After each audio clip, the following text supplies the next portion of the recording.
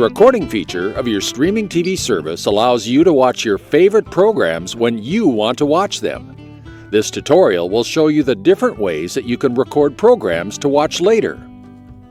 From a live program, from the program information screen, and by using the search feature. First, we will show you how to record a currently airing program. As you are watching a program, let's say something comes up and you want to watch the program later. While the program is playing on your TV screen, press the center of your remote ring, which will open your feature control. Now press the top of your remote ring to highlight your feature control options. Then press the left or right side of the feature control ring until you have highlighted the record icon that is indicated by this round button. Then press the center of your remote ring, and that's it.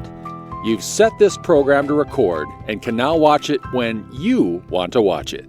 Now we will show you how to set a recording from the program information screen.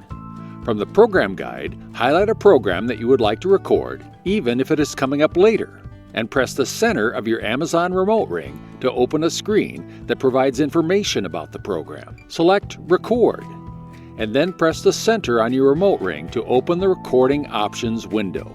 From here, choose Series New Only Recordings, Series All Recordings, or One-Time Recording. Once you have made your selection, just press the center of your remote ring and your program recording is set.